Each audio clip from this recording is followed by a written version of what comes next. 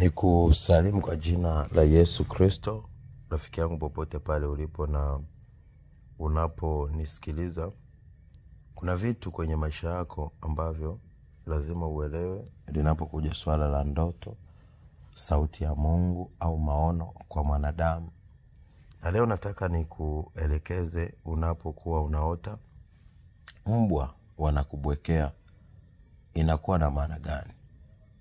Ndoto hii ni ndoto ambayo inawasumbua watu wengi sana ya mbwa. Lakini pia maandiko yanasemaje? Yesu akasemaje kwamba huko mbwa, huko nje kuna mbwa, kuna wachawi, kuna watu wabaya, kuna wazinzi. Lakini pia alipozungumza juu ya swala la Herode, akasema mwambie huyo mbweha. Sasa kuna vitu kwenye maisha lazima unavijua, unavifahamu na unavifuatilia. Nikiwa na maana gani? Iko hivi. Unapoona mbwa kwenye ulimwengu wa roho ni adui. Adui lakini ambaye ni wa karibu yako, ambaye ni wa nyumbani.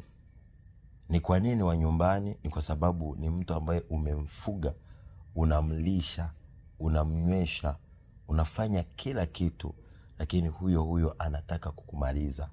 Ukiona kwenye ulimwengu wa roho mbwa anakupanda au anakubwekea au unaona mbwa au anakuja kukushambulia. Sasa kuna wakati mwingine unaweza kuona mbwa anakulinda, anahakikisha ulinzi. Sasa ukiona anahakikisha ulinzi kwenye ulimwengu wa roho kwamba adui wasikushambulie au wasivamie nyumba, jua hapo ni mtu ambaye ni wa karibu yako anayekutetea. Lakini ukiona mbwa anakushambulia, anakubwekea au unaona wanazunguka, jua ni maadui wa nyumbani kwako wanaofuatilia, wanaochunguza maisha yako. Na pia inakuwa ni roho ya zinaa au ya ukahaba inayokuwa inalenga kuja kuharibu maisha yako, au roho ya kutaka kuvunja ndoa yako. Kwa hiyo lazima uwe makini unapoanza kuona ndoto za mbwa. Si ndoto ambazo unatakiwa puuze. Kama ni ndoa, anza kuombea ndoa yako. Kama hujaoa, jua ni watu wa karibu yako. Kwa hiyo uanze kuwa makini sana na wanadamu. Maisha watu wengi hatujui hichi kitu, lakini Yesu anasema kwenye kile kitabu chake cha Mathayo sura ya 10 mstari wa 34 mpaka 36 na Luka 12:51 mpaka 53, anakuambia wazi kwamba hakuja kuleta amani duniani, ameshatupa moto duniani. Anataka nini? Maana anasema adui wa mtu ni wa nyumbani kwake. Na kwa hiyo yeye hakuja kuleta amani, bali alikuja kufarakanisha ndugu na ndugu, ili tuweze kurudi kwenye misingi ambayo inampendeza Mungu na tuishi maisha ya bila hofu wala mashaka hapa duniani. Kwa ninachoweza kukuambia rafiki yangu unayenisikiliza, usianze kuogopa, usianze kuwa na mashaka, wala usianze kuwa na wasiwasi. Hii dunia inahitaji uanze kutembea kwa misingi ambayo inaweza kukupa neema na tumaini ya kuishi maisha ambayo yana matokeo ya kimungu. Kwa hiyo basi, leo ninachokukumbusha, usione ndoto hizi ukapuuza. Jua ni Mungu anataka uchukue hatua.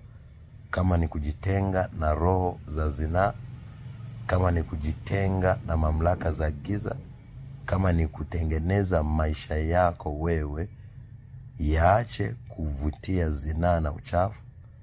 Lakini pia kuwa makini na watu ambao unaweka karibu yako. Lakini pia Mungu anakuonesha nini kinachoendelea watu ambao wamekusogelea karibu. Jamani, watu ambao watakuja kukumaliza.